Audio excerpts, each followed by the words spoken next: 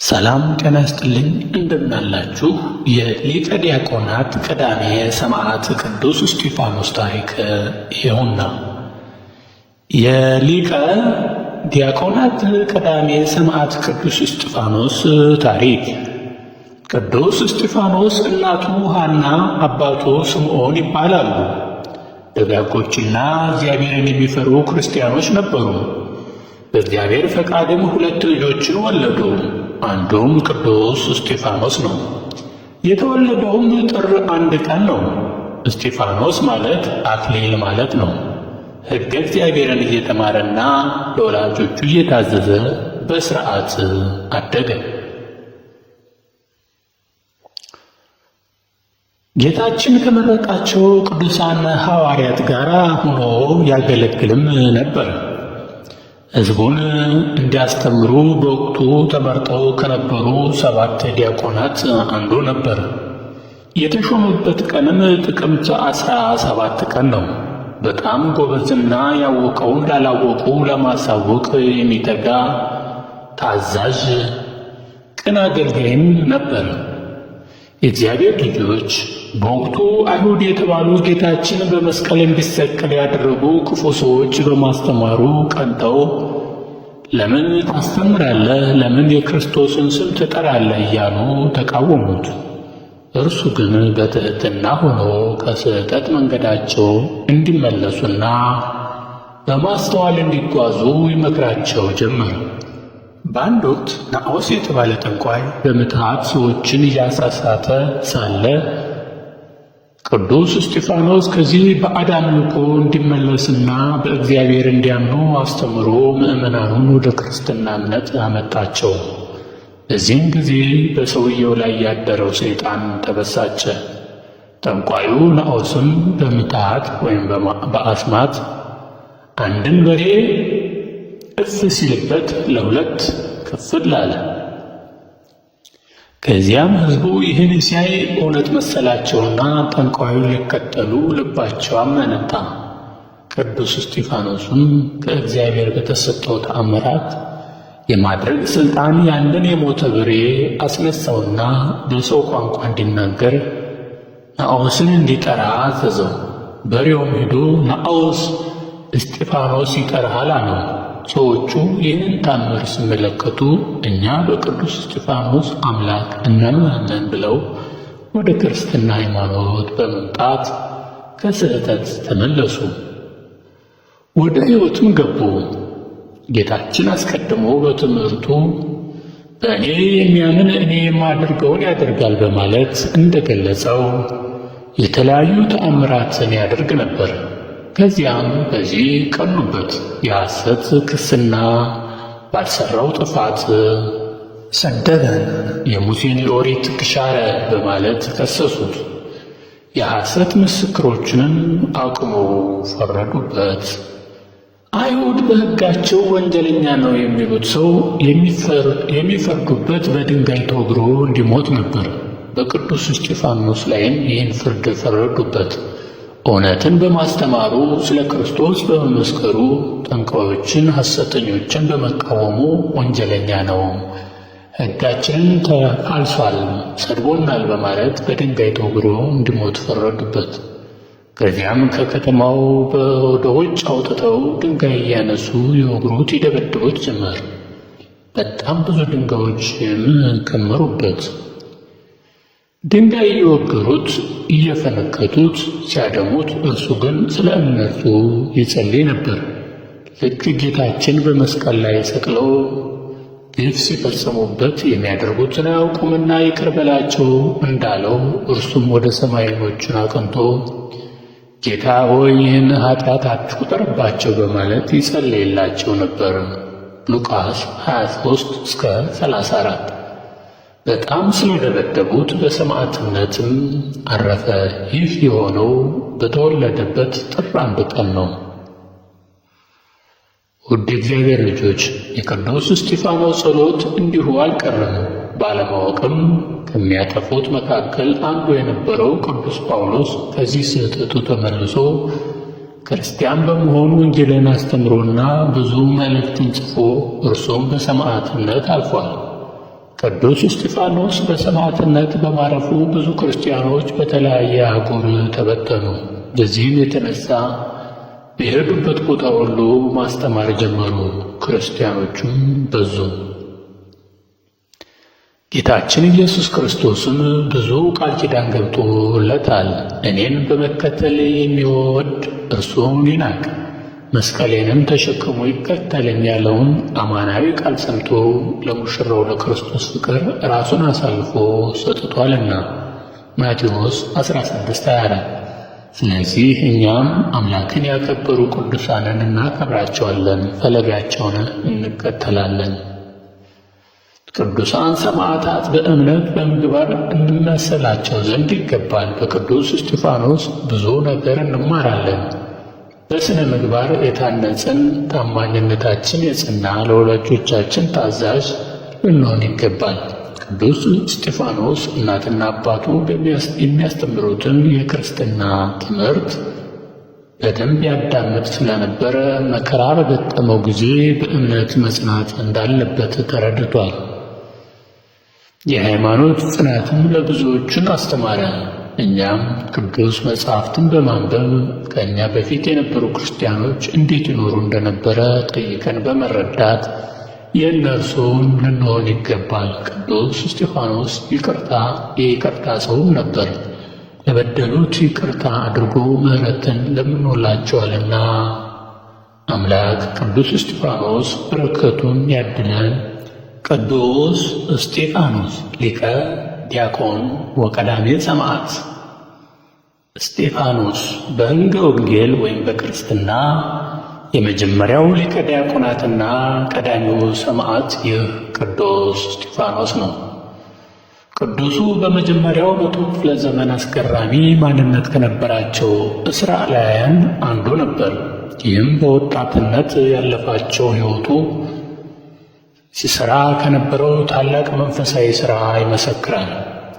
የመጀመሪያ የሕይወቱ ታሪክ የቅዱስ እስጢፋኖስ ወላጆቹ ስምዖንና እናቱ ማርያም ይባላሉ። ሌሎች ናቸው የሚሉም አሉ። ገና ከልጅነቱ ቁም ነገር ወዳድ የነበረው ቅዱሱ በሥርዓተ ኦሪት አድጎ ዕድሜው ሲደርስ ወደ ትምህርት ቤት ገባ። የወቅቱ ታላቅ መምህር ገማልያል ይባል ነበር። ይህ ሰው በሐዋርያት ሥራ ምዕራፍ 5-35 ላይ ተጠቅሶ ይገኛል። በትውፊት ትምህርት ደግሞ ይህ ደግ ወይም ትልቅ ሰው በርካታ ቅዱሳንን ወይም እስጢፋኖስን፣ ጳውሎስን፣ አትናኤልን፣ ኒቆዲሞስን አስተምሯል። በጌታችን መዋዕለ ሰንበት ጊዜም ከፈጣሪያችን ከኢየሱስ ክርስቶስ ዘንድ እየቀረበ ይጨዋወት ነበር። በፍጻሜውም አምኗል። ቅዱስ እስጢፋኖስም ከዚህ መምህር ዘንድ ተምሮ ኦሪቱን ነቢያቱን ጠንቅቆ ወጣ ነው። በወቅቱ አስቸጋሪና ለኃጢአት ሕይወት የተመቸ ቢሆንም ቅዱስ እስጢፋኖስ ግን የመሲሕን መምጣት በጸሎትና በተስፋ ይጠባበቅ ነበር። ከቅዱስ ዮሐንስ መጥምቁ ጋር የነበረው ሁኔታስ? በወቅቱ ደግሞ መጥምቁ ቅዱስ ዮሐንስ የንስሐ ጥምቀትን እየሰበከ መምጣቱን የተመለከተ ቅዱስ እስጢፋኖስ ነገሩን መረመረ። ከእግዚአብሔር ሆኖ ቢያገኘው የመጥምቁ ዮሐንስ ደቀ መዝሙር ሆነ። ለ6 ወራትም በትጋት ቅዱስ ዮሐንስን አገለገለ።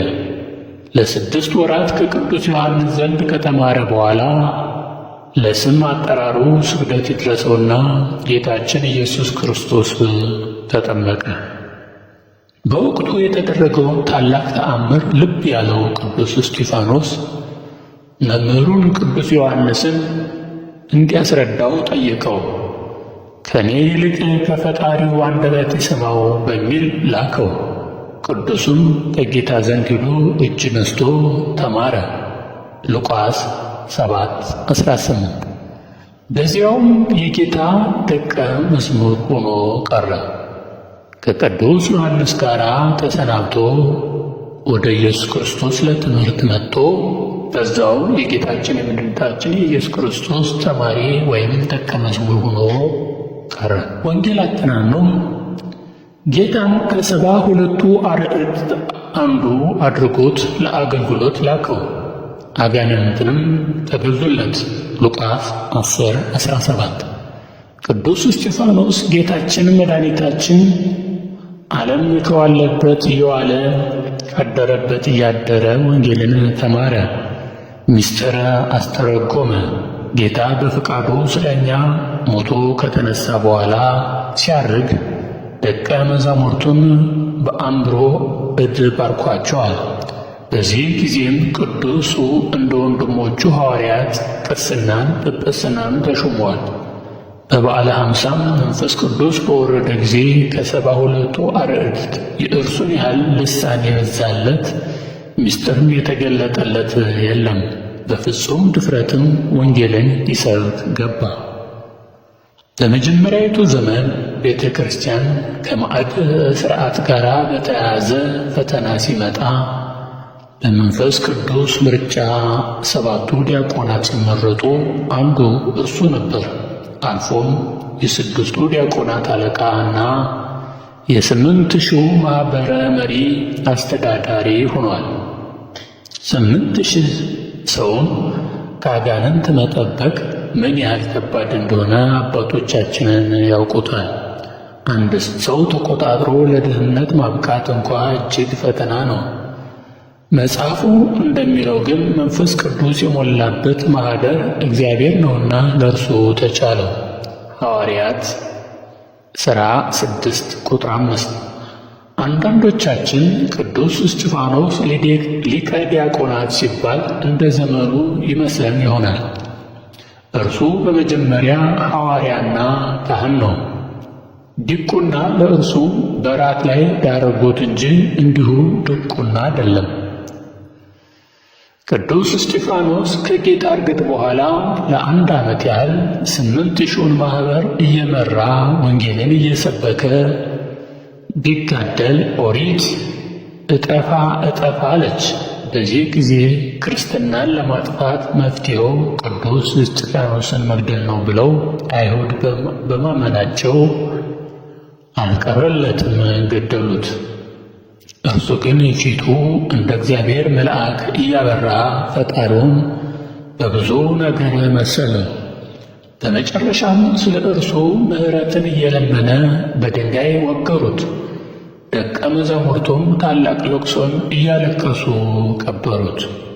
ካረፈ በኋላም ቅዱስ እስጢፋኖስ ካረፈ ከ300 ዓመት በኋላ በኢየሩሳሌም የሚኖር አንድ ደግ ሰው ነበር።